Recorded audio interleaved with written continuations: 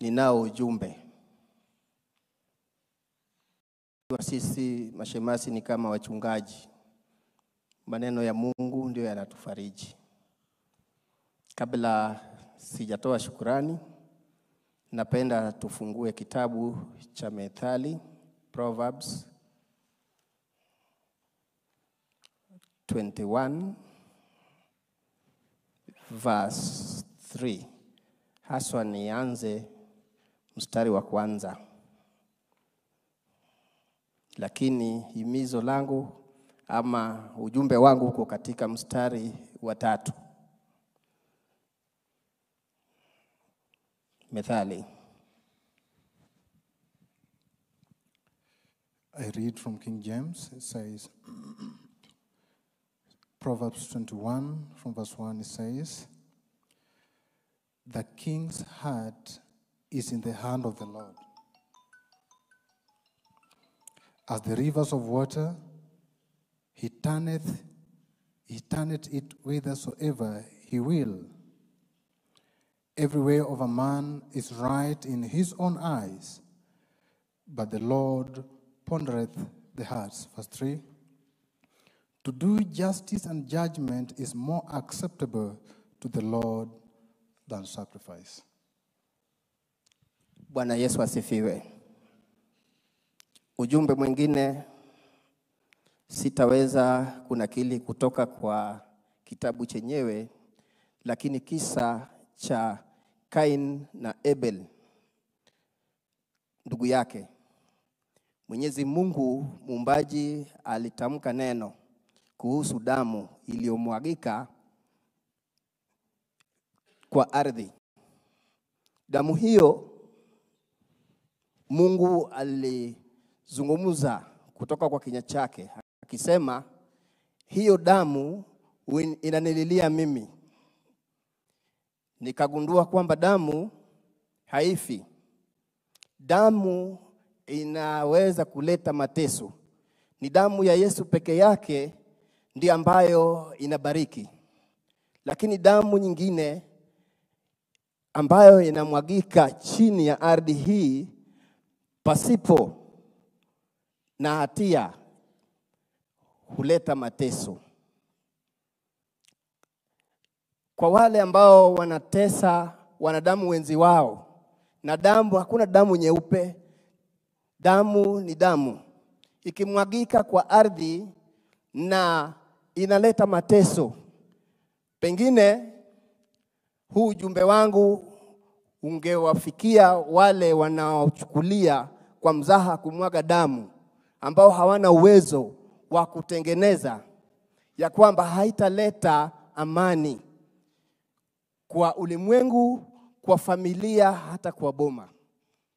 Nataka niseme ya kwamba damu hiyo ya Albert ambayo imemwagika bila hatia, walio na uwezo kuona kwamba wanachukua damu ya maisha ya wenzi wao na kumwaga damu ili wabakie katika hali yao na kuficha uovu wao, basi wajue kwamba watabaki na heshima, watabaki na utajiri na sifa za aina yote, lakini hawatakuwa na amani katika maisha yao. Sababu Kain, Mungu alitamka ya kwamba damu ya Abel inamlilia.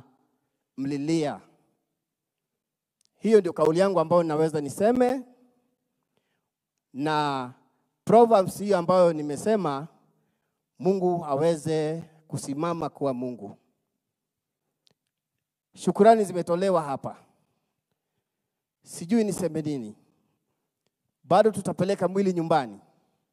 Lakini nasisitiza, baada ya mke wangu kuongea kuhusu swala la maombi, ikiwa kanisani, jameni, bila maombi hatutaweza kusimama. Maana tumebaki sisi jinsi ambavyo mnatuona hivi, tuko pamoja. Lakini baada ya muda mchache mazishi, tutabaki sisi jinsi mnavyotuona hapa. Ni maombi yenu hata mkiwa mbali itatusimamisha. Mungu aweze kuwabariki. Shukrani zimetolewa na bado tutaendelea kuwashukuru wale waliosimama nasi. Mungu aweze kuwabariki nyote.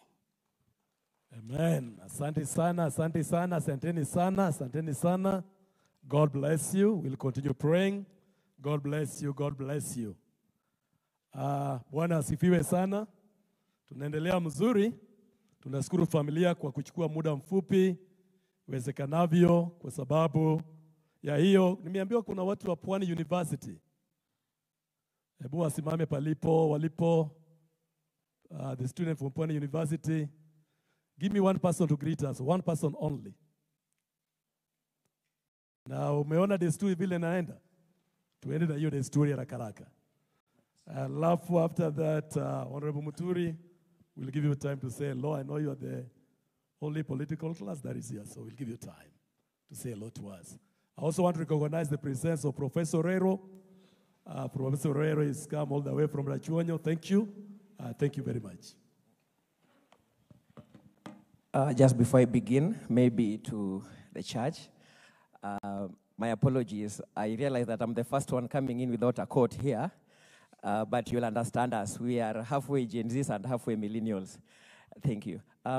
Before I begin, I would, with your permission, sir, ask us to sing just one verse of One Day at a Time, Sweet Jesus.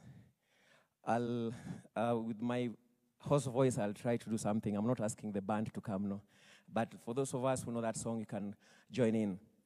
One day at a time, sweet Jesus, that's all I'm asking of you. Just give me the strength to do every day what I have to do. Yesterday's gone, sweet Jesus, and tomorrow may never be mine. God help me today, show me the way, one day at a time. I am Charles Omolo Chola. I was a student leader at Pwani University, and right now I'm the team leader for the alumni. And I didn't, at any moment in my life, think that I would be here in Nairobi today to mourn someone who was close to us, a friend, someone who we were within the political circles together. And it's a lot of pain.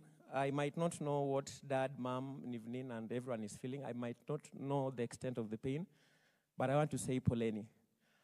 It's been a long journey. Albert had had a lot of struggles back in Pwani. And when he eventually made it, then we have the young guy now that it pains my heart so much. I really don't know what to say. To the security agencies here, I have one message for you. These are people entrusted under your care to be guided and to be secure. But if you go out of your way to bring us to a situation like the one we are in right now, and should you escape the justice that is down here, you will not escape the justice that awaits you in heaven. And God shall reward you. It has pained my heart how Mom has talked. It's quite sad for a mother to talk in such a way. And in an African way, I think that is a curse. Even in the biblical way, that is a curse. That is how I was raised. I'm an SDA, but I know what a curse is. Do your work and go home. As I finish, I want to thank the comrades. Maybe you had stood up. They have been with us all through. Maybe you can stand up once more so that they can see you for those who didn't see you. Speaker Justin, these are the comrades from Nairobi only. Governor Mungaro, through Masafu. Masafu works for the governor. Just raise up your hand, Masafu. Governor Mungaro gave me a bus to ferry comrades from Kilifi up to Mawego. They'll be leaving at 2 today afternoon, and we'll link up with them tonight so that we can move together. Governor Justin Muturi, I can say this before the pulpit. As we leave, I want you to sponsor some few comrades from Nairobi to also go and bury Albert. We didn't get a bus. Sonko couldn't manage to give me a bus. He's a close friend of mine, but I didn't get a bus from him. But I know that after this, some of these comrades will be under your care and you will give us fuel and we'll go and bury Albert. Hallelujah. Thank you so much. I gave you the platform and you have left your phone because you are going to be given a bus. Amen. Praise the Lord. Allow me again to recognize our pastors again who have come because there are so many pastors coming in again. Just stand wherever you are. Our pastors from the Baptist Church. I just want to recognize, pastors stand very fast, my dear. But you are in the second round. Amen. Let's appreciate God for the pastors for coming to be here together with us at such a time. Honorable Salasia, you were not here when we began. There were some things that had already been put in place. And we said that the political class, the media, the lawyers, and the people outside there had 1 month to speak. And they have spoken.